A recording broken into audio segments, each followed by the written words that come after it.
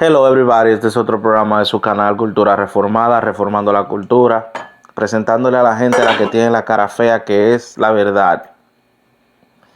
Eh, James Jones fue un predicador, por eso de los tiempos, más o menos los 70, más o menos no sé exactamente el tiempo, pero fue más o menos en los tiempos de la Guerra Fría, de la Guerra de Vietnam, todo ese tipo de...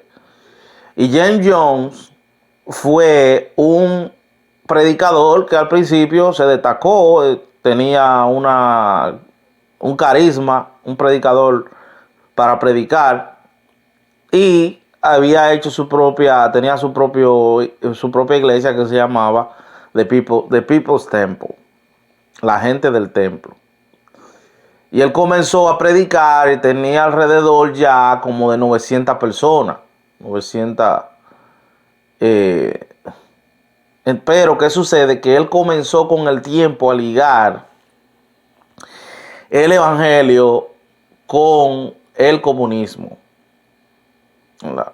Y él comenzó, o sea, con el tiempo se hablaba menos de Jesucristo y se hablaba más del comunismo. O sea, la predicación era más como, parecían más como predicaciones comunistas. ¿Qué sucede? Que en ese tiempo, él, como estaba el asunto de la Guerra Fría, el asunto de la Guerra de Vietnam, él eh, convenció a su congregación de que debían irse a otro sitio, a crear una comunidad unida, que fuera una comunidad donde vivieran en armonía, y se fueron, y él se lo llevó para Guyana, a una selva de Guyana. Entonces, ¿qué sucede? Que cuando esa gente llegan a esa selva, hubo uno de esa gente que se fueron con él, que él era un blanco americano que se había casado con una afroamericana y el niño nació de color. Entonces, él tenía miedo de que por la discriminación fueran a maltratar a su hijo y se lo llevó con él también, porque él era de esa congregación. Se fue con él y su hijo para Guyana. Y entonces fueron 900 personas para Guyana. ¿Qué sucede? Cuando ellos llegaron ahí, lo primero que hizo James Jones fue buscarse un grupo de gente, de hombres que estaban con él, con armas, y tenían a la gente obligado a estar en esa selva. Bueno, la gente se fue para allá porque lo llenó de paranoia y le dijo que lo van a meter en campo de concentración, que lo iban a torturar, muchísimas cosas. El asunto fue que están en medio de la selva, una selva tropical que lo que da todo lo que da es silvestre, no hay fruto, no hay nada. Comienzan los problemas de comida, que no hay comida, que muchísimas cosas. ¿Qué sucede? Que el gobierno de los Estados Unidos, un congresista de los Estados Unidos, va a averiguar con una delegación, va y con familiares de los que se fueron allá, los 900 que se fueron allá, a ver a sus familiares, que por qué ellos se habían ido allá tan lejos, a esa selva. ¿Qué sucede? Que cuando va el congresista a averiguar qué es lo que está sucediendo, entonces hubieron gente que quisieron ir. Oye, hubieron gente que secretamente le dijeron a los congresistas, no queremos, o sea, al congresista, al senador, no queremos ir de aquí, porque que este hombre no tiene, es a la mala que no tiene aquí. Y aquí la comida comienza a escasear, hay muchísimos problemas, es a la mala que no tienen aquí. Bueno, entonces 15 personas decidieron irse.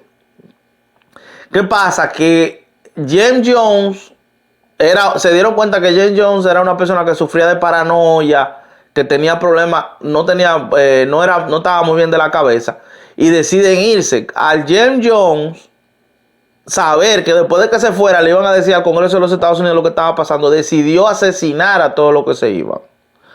Asesinaron al congresista, asesinaron a todo el mundo. El que estaba con el hijo, que el que se fue con el hijo que era de color, sobrevivió a pura suerte porque huyó y sobrevivió. Pero ¿qué sucede? Al James Jones darse cuenta de lo que él había hecho y que eso iba a crear una repercusión y que si alguien se escapaba iba a decir lo que estaba pasando, decidió cometer un suicidio en masa de todo con él y todos los 900 que estaban con él. O sea, él envenenó, hizo que todos hubiera un grupo que se envenenó voluntariamente y hubo otro grupo que lo envenenaron a la mala. Y James Jones se dio un tiro en la cabeza. Solamente algunas personas sobrevivieron, algunas personas escaparon y ahí murieron alrededor de 900 personas. Esas son las consecuencias del fanatismo. Del fanatismo. Nosotros los cristianos no estamos de acuerdo con el fanatismo. Entonces yo voy a decir este podcast para hablarle de las características de un fanático.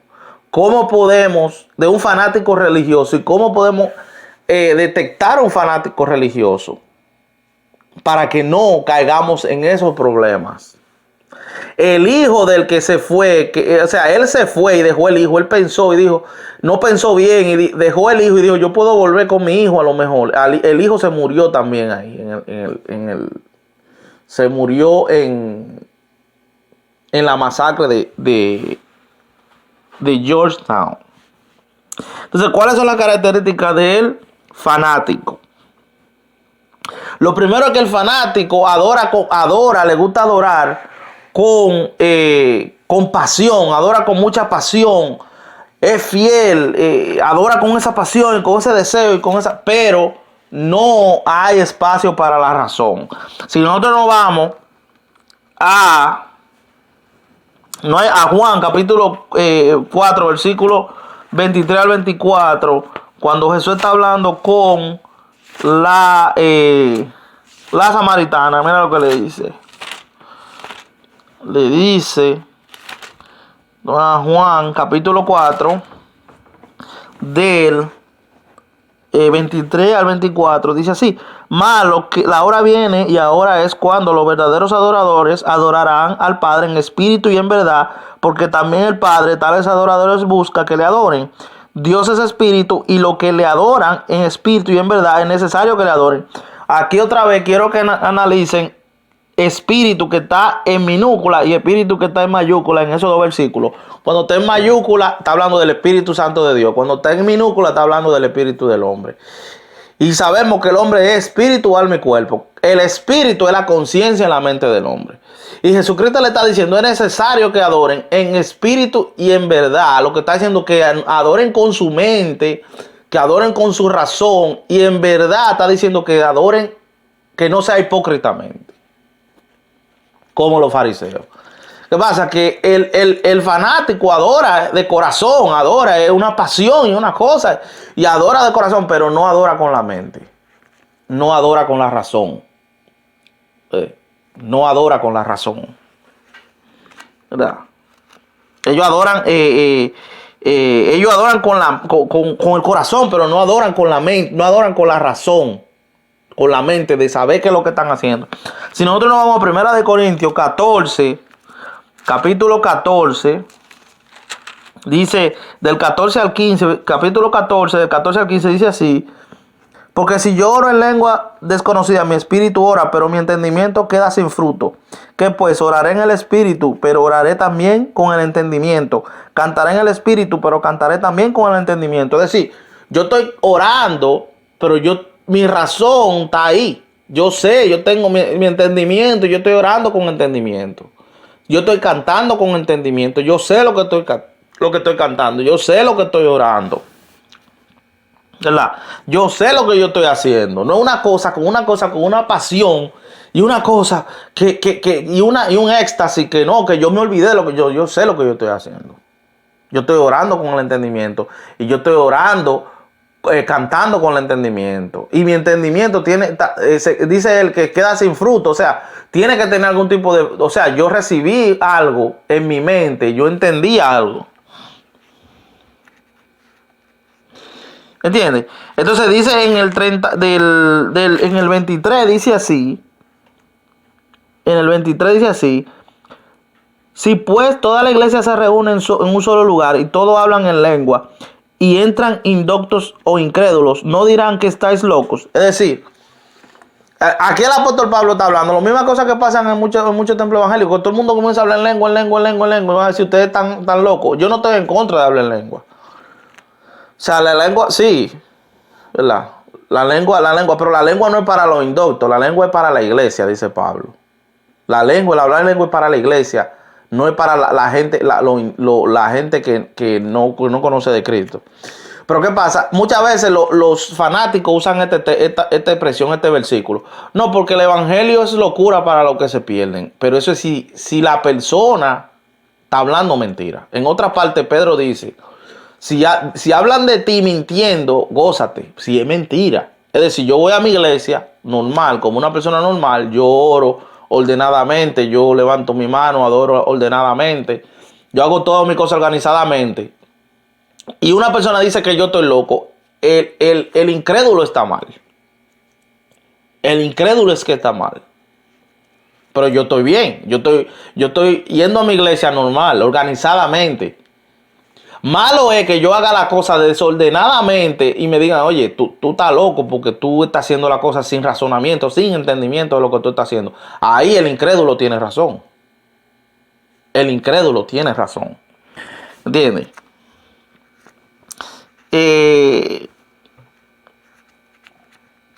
Entonces, ¿qué pasa? Por eso muchas veces los intelectuales, gente que son intelectuales, que estudian, no van a la iglesia. ¿Verdad? Cosa que ya hemos visto una mejoría con el tiempo. Una mejoría de que hay gente que son doctores, hay gente que van a la iglesia. Pero antes incluso se le decía a los evangélicos que no fueran a las universidades. La generación pasada de cristianos evangélicos no iban a las universidades. No iban a las universidades porque le decían que ir a una universidad era malo. Que estudiar era malo, le decían. ¿Entiendes? Entonces el fanático adora sin ningún tipo de razonamiento de lo que está haciendo. De lo que está realmente haciendo. Otra característica del fanático es que el fanático es desorganizado. El fanático es desorganizado. Si ustedes se van a ese mismo capítulo, al último, que es el versículo 40, dice así: pero hágase todo decentemente y con orden. El fanático es desorganizado. El fanático no sabe. Yo he visto muchísimas cosas. Yo he visto gente arrastrándose en el suelo. Yo he visto gente dar vueltas como un trompo. Yo he visto gente ponerse a correr en medio de un culto, ponerse a correr. Todas esas cosas son cosas de desorden. Y hemos mejorado mucho eso. Pero todavía hay cosas. Eso son cosas de desorden. ¿Entiendes? Entonces, como los fanáticos no hacen la cosa con su entendimiento, hacen la cosa con desorden. Hacen la cosa en desorden porque no lo hacen a lo loco.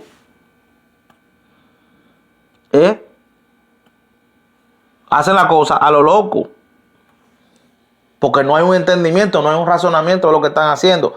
Cuando un cristiano va a un instituto bíblico y se gradúa del instituto bíblico, le dicen ministro ordenado, es que le dicen.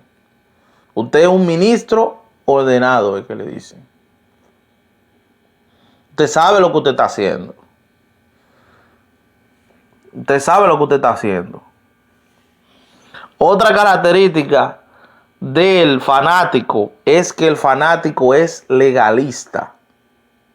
O sea, Hay muchísimos versículos en la Biblia. No me voy a poner a buscar todos los versículos, pero muchas veces sabe que la Biblia está, el apóstol Pablo hablando en contra del legalismo. La ley no salva a nadie. Entonces el legalista piensa así. El legalista dice, yo obedezco a Dios para salvarme. No, es al revés. Dios, yo soy salvo porque Dios me dio su gracia, me dio su poder para yo poder obedecerlo. Es diferente. Entonces, el legalista dice, no, yo la ley. Entonces, idolatra la ley. En vez de adorar a Dios, adora la ley. Y dice, no, yo obedezco la ley. Y porque yo obedezco la ley es que yo soy salvo. No es al revés. Dios me da su gracia, Dios me da su poder para yo poder obedecerlo. Es decir, yo tengo que nacer de nuevo para yo poder obedecer a Dios. Porque mi naturaleza no puede obedecer a Dios. Es así.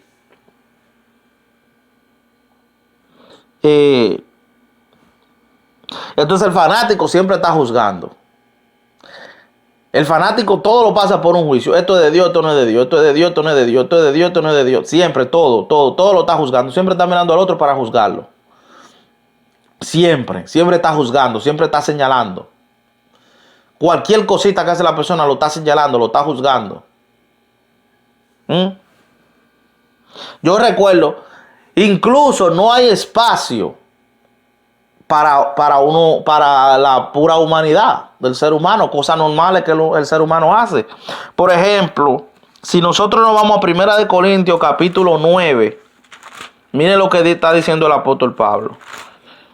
Dice, no soy apóstol, no soy libre, no he visto a Jesús el Señor nuestro, no sois vosotros mi obra en el Señor. Si para otros no soy apóstol, para vosotros ciertamente lo soy. Porque el Señor de mi apostolado, el sello de mi apostolado sois vosotros en el Señor. Contra lo que me acusan, esta es mi defensa. ¿Acaso no tenemos derecho de comer y beber? ¿No tenemos derecho de traer con nosotros una hermana por mujer, como también los otros apóstoles y los hermanos del Señor y Cefas? ¿O solo yo y Bernabé no tenemos derecho de no trabajar? ¿Quién fue jamás soldado a sus propias expensas? ¿Quién planta viña y no come de su fruto? ¿O quién apacienta el rebaño y no toma de la leche del rebaño? Digo esto solo como hombre, ¿no dice esto también la ley? Porque en la ley de Moisés está escrito, no pondrás bozal del rey que trilla. Tiene Dios cuidado de los bueyes. Entonces, el apóstol Pablo, la iglesia de Corinto era una iglesia fanática. Y era la iglesia que estaba peor de toda la iglesia que el apóstol Pablo había fundado. Y era una iglesia fanática.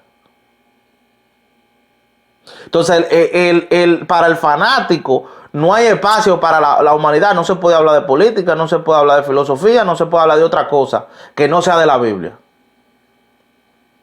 No se puede hablar de matrimonio, no se puede hablar de noviazgo, no se puede hablar de nada porque eso no es de Dios.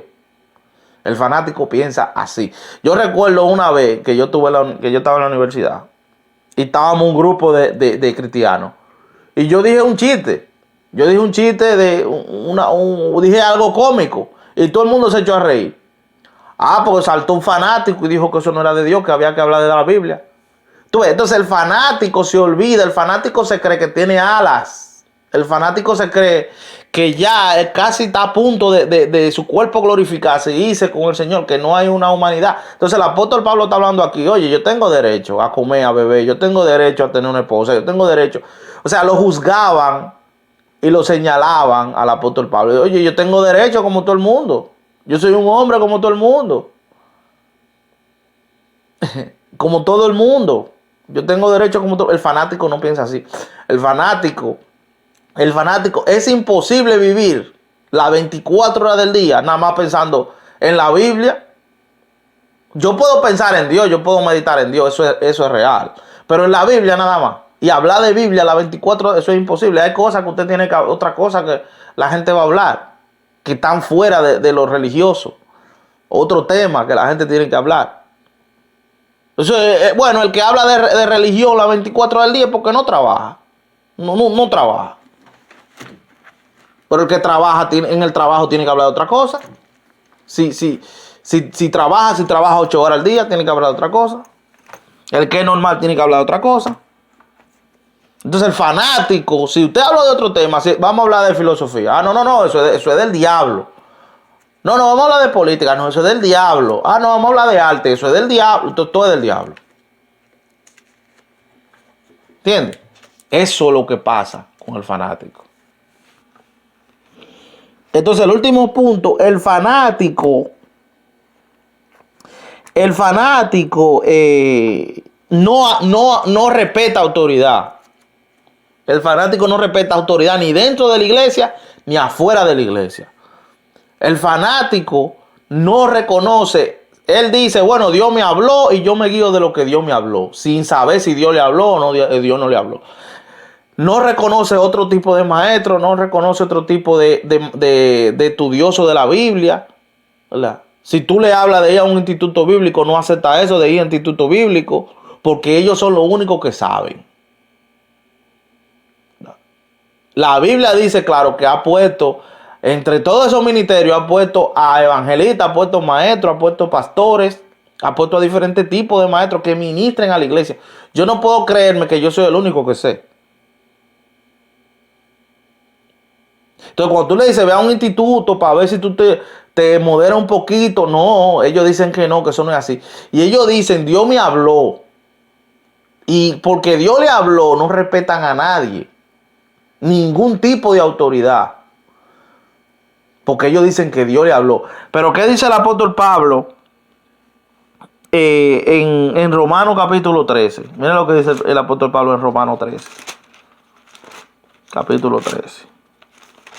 Romanos capítulo 13. ¿Qué dice? Sométase toda persona a las autoridades superiores, porque no hay autoridades sino de parte de Dios.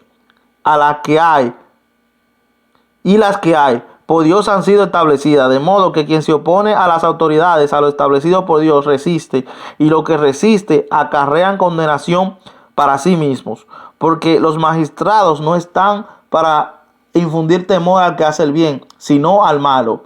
¿Quieres pues no temer la autoridad? Haz lo bueno y tendrás alabanza de ella. ¿Entiendes? Entonces, el fanático no respeta autoridad de ningún tipo. De ningún tipo. Él dice que Dios le habló, y porque Dios le habló, ellos